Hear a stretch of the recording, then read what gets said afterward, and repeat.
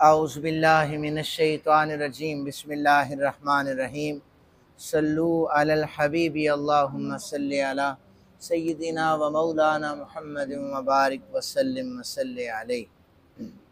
आयात लिखिए, मेरे साथ मिल के पढ़िए। बिस्मिल्लाहिर्रहमानिर्रहीम। व तरा कसीरम मिनहुम युसारिऊना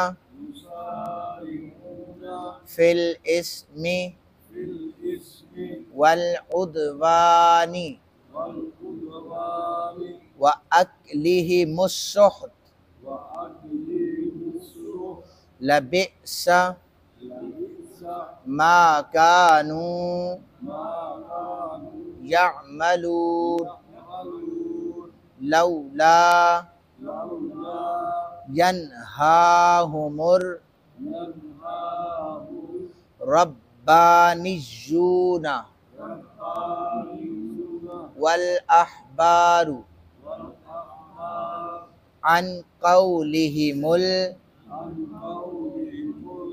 इस्मा व अक्लिहिमुस सुहत लबिअसा मा कानू यस्नऊन। सदक़ल्लाहुल अज़ीम। तर्जुमा समाअत फरमा लीजिए। अल्लाह वहदहू लम यज़ल इरशाद फरमाते हैं, आप उनमें से ज़्यादातर लोग देखेंगे कि वो गुनाह, सरकशी और हराम खोरी में तेज़ी से बढ़ते हैं। ये बहुत बुरी हरकतें कर रहे हैं। उनके राहिब और पादरी उन्हें गुनाह की बात कहने, हराम खाने से क्यों नहीं रोकते? ये जो कुछ कर रहे हैं ये बहुत बुरे काम हैं। ये इन आयात का तर्जुमा है। यहूद के हवाले से कुरान पाक ने इरशाद फरमाया कि ये बेधड़क गुनाह किया करते थे। ये जो इस्म लिखा हुआ है वैसे इसका माना होता है गुनाह। यहाँ पर इस इस्म का माना ये होगा कुफ्र करना, यानी वो कुफ्र के काम करते थे। और उससे आगे जो उद्वान का लफ्ज़ है, इससे मुराद ये है अल्लाह की हदों को क्रॉस कर देना, अल्लाह की हदों को पार करना, इसे उद्वान कहा जाता है। यहूद कुफ्र भी करते थे, अल्लाह की हदों को क्रॉस भी कर दिया करते थे। फरमाया उनके राहिब और पादरी उन्हें हराम खाने और हक बात करने पर उबारते नहीं थे, बल्कि गुनाह की जब वो बात करते थे तो उन्हें मना नहीं करते थे। ये जो उनके पादरी हैं, जैसे मुसलमानों के आलिम हैं, इसी तरह ईसाइयों के पादरी हैं, राहिब हैं। यहूद के भी आलिम होते थे। बहरहाल जो तबलीग का काम ईसाइयों में करे उसे राहिब या पादरी कहा जाता है। वो गुनाह की बात क्या करते थे? वो झूठ बहुत बोला करते थे, यानी तौरात में जो चीज़ें थी वो उन्हें तो बदलते थे, जैसा आप सबको पता है। डायरेक्टली आकर रिसालत माब सल्लल्लाहु अलैहि वसल्लम से अर्ज़ करते कि हम आप पर ईमान ले आए, और फिर इससे मुकर जाते। कुरान ने कहा कि ये झूठ बोलते हैं। फिर रिश्वत लेकर, उनके जो राहिब थे पैसे लेकर वो उनके हक में फैसला कर दिया करते थे। किसी ने ज़िना कर दिया, उसे हद लगानी है, पैसे दिए तो उसे माफ़ी के हवाले से परवाना जारी कर दिया। उनके आलिम उन्हें मना नहीं करते थे।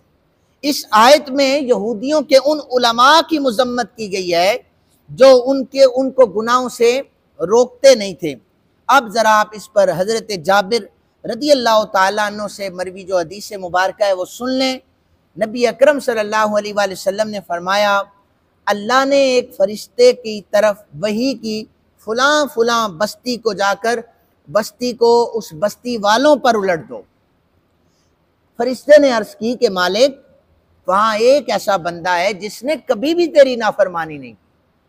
फरमाया कि उस शख्स पर भी बस्ती को उलट दो, उस शख्स पर भी उलटो। मालिक वो तो नेक है।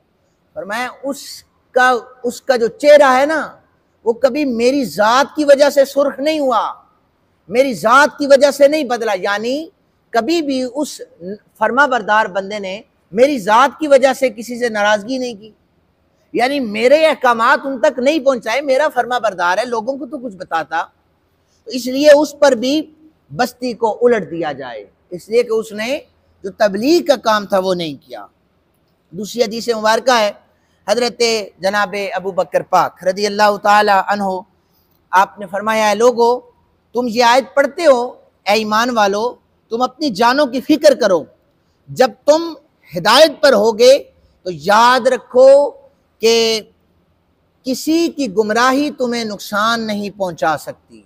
जब तुम हिदायत पर होगे, सीधे रास्ते पर होगे, कुरान के रास्ते पर होगे, तो इस वक्त किसी किस्म का नुकसान तुम्हें नहीं आ सकता।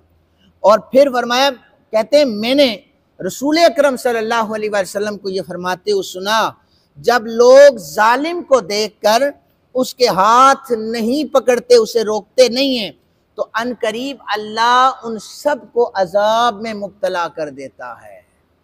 और कैसे अजाब आप चाहते हैं? बादल का फट जाना, आपने क्लाउड बर्स्ट देखा है, वो फटा है, 150 से जायद घर तबाह हो गए। ये अल्लाह का अजाब है, हम पर भी आ सकता है। कभी मईशत तबाह हो रही है, उसमें से बरकतें उठ गई हैं। आप देखें कि पड़ोसी जो है, पड़ोसी का दुश्मन बना हुआ है, भाई भाई का दुश्मन बना हुआ है, जिन्हें एक प्लेट में खाना चाहिए था। ये अजाब है अल्लाह की तरफ से कि उन्हें इत्तेफाक का दर्स कुरान ने दिया था, इन्होंने लचपाल किताब को छोड़ा, रहनुमा किताब को छोड़कर अपनी मनपसंद के फैसले किए, अल्लाह ने इन पर अजाब नाजिल फरमा दिया।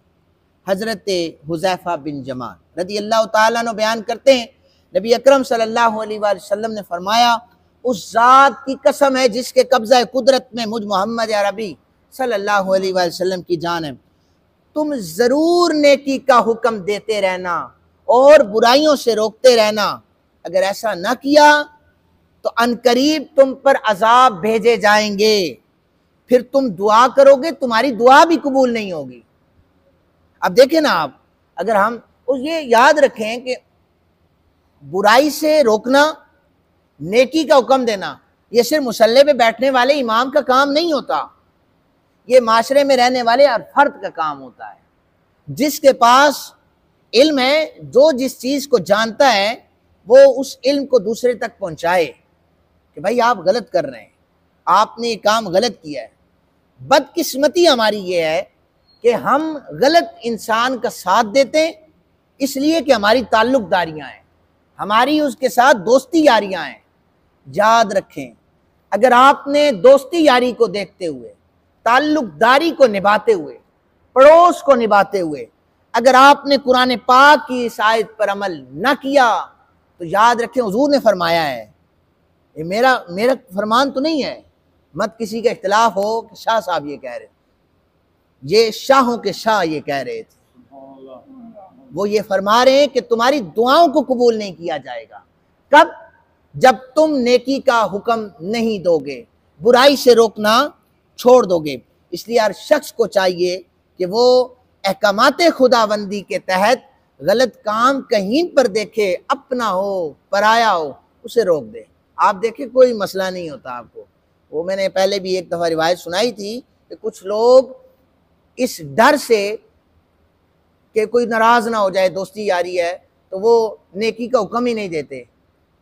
कुरान ने उन्हें कहा है, हदीस में कहा है, उन्हें नहीं पता कि रज़ाक अल्लाह है, रिज़्क़ अल्लाह दे रहा है, और आप जनाब हुक्म नहीं दे रहे नेकी का। इसलिए हर शख्स को चाहिए कि कुरान पाक के अहकामात के मुताबिक ज़िंदगी गुजारे। वमा अलैना इल्लल बलागुल मुबीन।